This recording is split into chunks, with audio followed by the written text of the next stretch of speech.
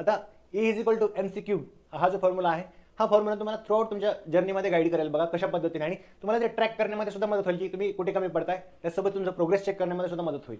आता प्रत्येक गोष्टी आपण व्यवस्थितपणे समजून घेणार आहोत. ई म्हणजे काय तर एक्झामिनेशन. बघा, ई म्हणजे मी तुम्हाला सांगितलं इथं एक्झामिनेशन म्हणजे परीक्षा आहे, ज्याला आपण तलवारीची उपमा दिलेली आहे किंवा रूपक म्हणलेलं आहे तलवारीचं एक्झामिनेशन, बरं का. दुसरी गोष्ट आहे मोमेंटम. मोमेंटम म्हणजे तुमच्या तलवारीची धार बघा, म्हणजे धार जे असते ना, शार्पनेस, कटिंग एज ज्याला म्हणतो, जे गोष्टी पटकन कट करण्यासाठी मदत करते. म्हणजे अशा गोष्टी मोमेंटम किंवा धार, अशा गोष्टी की जे तुमच्या प्रिपरेशनमध्ये तुम्हाला स्पीड प्रोव्हाइड करतात. त्यासोबतच तुम्हाला गोष्टी कन्व्हिनियंट वेने तुम्ही त्या पार पाडू शकता, व्यवस्थितपणे सिस्टमॅटिकली अप्रोच करू शकता वगैरे.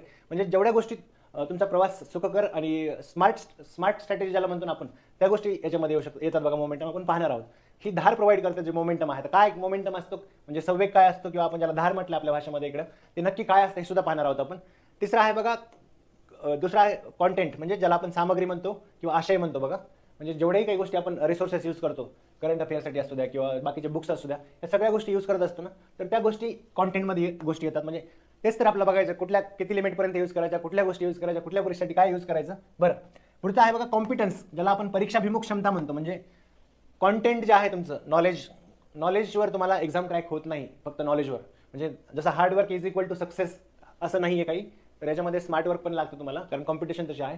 तर तसंच content is equal to success किंवा एक्झामिनेशन क्लिअर करताय असं नाही बघा. परीक्षाभिमुख क्षमता म्हणजे नक्की काय आपण हे पाहणार आहोत, ते कशा पद्धतीने डेव्हलप करायची.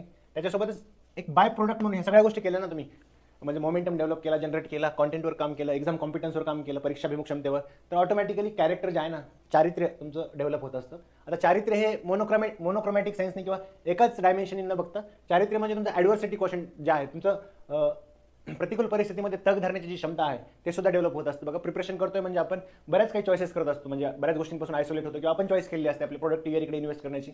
तर याच्यामध्ये बऱ्याचशा गोष्टी आपण फेस करत असतो. इमोशनल टर्माईल असतो आपल्यामधलं, किंवा बऱ्याच गोष्टी असतात त्या अप अँड डाऊनमध्ये तुम्ही स्वतःला कसं कॅरी करता, कंडक्ट करता, ह्या गोष्टी आपण बघत असतो.